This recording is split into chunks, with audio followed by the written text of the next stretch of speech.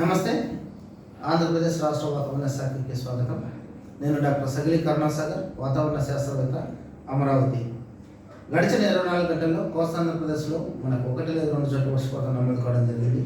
ఇక రాయలసీమలో పొడి వాతావరణం నెలకొని ఉంది.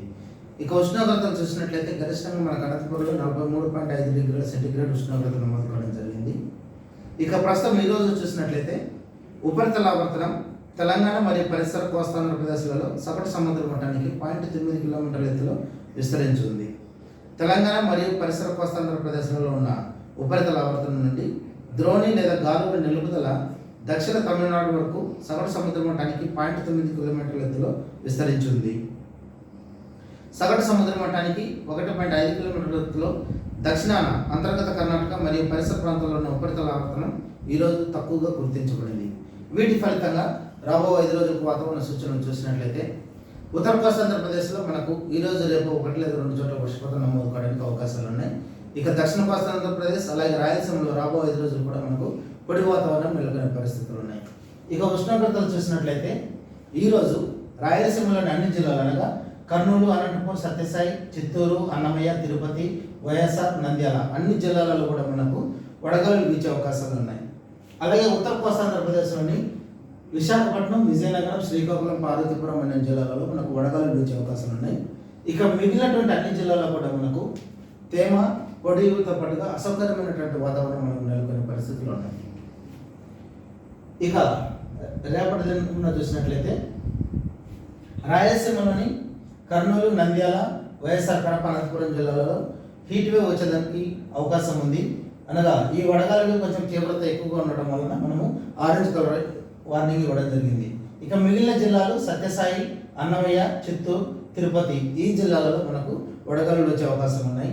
అలాగే ఉత్తర కోస్తాంధ్రప్రదేశ్లోని కాకినాడ, అనకాపల్లి, విశాఖపట్నం, విజయనగరం, పార్వతీపురం అనే శ్రీకాకుళం జిల్లాలలో మనకు వడగాలులు వీచే అవకాశం ఉండగా మిగిలినటువంటి అన్ని జిల్లాలలో కూడా మనకు తేమతో పాటుగా పొడి వాతావరణం నెలకొనే పరిస్థితుల్లోనే అలాగే అసౌకర్యమైనటువంటి వాతావరణం కూడా ఉండే అవకాశం ఉంది.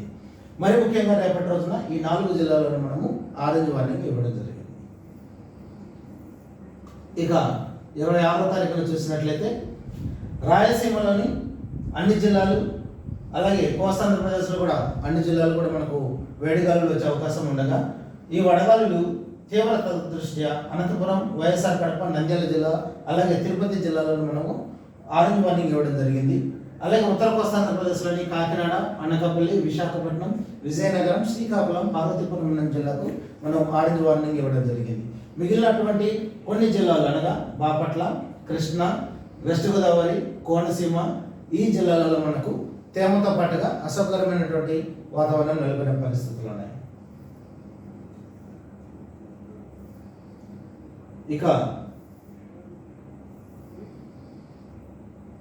27వ తారీఖున చూసినట్లయితే మనకు వడగాలులు రాయలసీమలోని అన్ని జిల్లాలు అలాగే కోస్తాంధ్రప్రదేశ్లో కూడా అన్ని జిల్లాలలో మనకు వడగాలులు వీచే అవకాశాలు ఉన్నాయి. మరి ముఖ్యంగా అనంతపురం, వైఎస్ఆర్, నంద్యాల అలాగే తిరుపతి జిల్లాలు. ఇక కోస్తాంధ్రప్రదేశ్లో చూసినట్లయితే నెల్లూరు, ప్రకాశం, పల్నాడు, ఎన్టీఆర్. ఉత్తర కోస్తాంధ్రప్రదేశ్లోని కాకినాడ, అనకాపల్లి, విశాఖపట్నం, విజయనగరం, పార్వతీపురం అనే శ్రీకాకుళం ఈ జిల్లాలలో మనకు ఆరెంజ్ వార్నింగ్ ఇవ్వడం జరిగింది.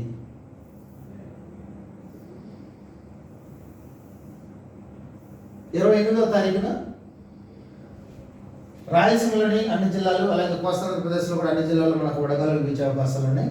అలాగే రాయలసీమలోని అనంతపురం, నంద్యాల, వైఎస్ఆర్, కడప, తిరుపతి జిల్లాలు అలాగే దక్షిణ కోస్తాంధ్రప్రదేశ్లోని పల్నాడు, ఎన్టీఆర్, ఉత్తర కోస్తాంధ్రప్రదేశ్లోని కాకినాడ, అనకాపల్లి, విశాఖపట్నం, విజయనగరం, పార్వతీపురం, శ్రీకాకుళం ఈ జిల్లాలకు మనము ఆరెంజ్ వార్నింగ్ ఇవ్వడం జరిగింది. కనుక ఈ వాతావరణ సూచనలందరూ దృష్టిలో ఉంచుకొని ప్రజలు అప్రమత్తంగా ఉందని తెలియజేస్తున్నాం. మరి ముఖ్యంగా ఎక్కువ వేడి ఉన్నందున చిన్నపిల్లలు, వృద్ధులు, గర్భిణీ స్త్రీలు బయట తిరగరాదని వీరు తగినంత జాగ్రత్తలు తీసుకోవాలని హెచ్చరికలు జారీ చేస్తున్నాం. అలాగే అత్యవసరం అయితే తప్ప మిగతా టైంలలో మరి ముఖ్యంగా ఉదయం 11 నుండి మధ్యాహ్నం 3 గంటల వరకు బయట తిరగరాదని తెలియజేస్తున్నాం. మరి ముఖ్యంగా కార్మికులు ఎక్కువగా ఎండలో పనిచేయరాదని హెచ్చరికలు జారీ చేస్తున్నాం. అలాగే బయట వెళ్ళిన సందర్భాలలో టోపీ అలాగే రుమాలు, కళ్ళజోళ్ళు, చెప్పులు ధరించి బయటకు వెళ్ళాలని, దాహం తక్కువగా ఉన్నప్పటికీ కూడా అధిక మొత్తంలో ద్రవ పదార్థాలు తీసుకోవాలని, మరి ముఖ్యంగా మజ్జిగ, నిమ్మనీరు, అలాగే లస్సీ, ఓఆర్ఎస్ ఇలాంటి ద్రవ పదార్థాలు ఎక్కువగా స్వీకరించాలని తెలియజేస్తున్నాం. ఇక మరీ ముఖ్యంగా డీహైడ్రేషన్ గురి కాకుండా భవన కార్మికులు కానీ వీళ్ళందరూ కూడా ఆరుబయట పనిచేయకుండా సాధ్యమైనంత వరకు నీడలో పనిచేయడానికి అవకాశాలు వెతకాలని హెచ్చరికలు జారీ చేస్తున్నాం. నమస్తే.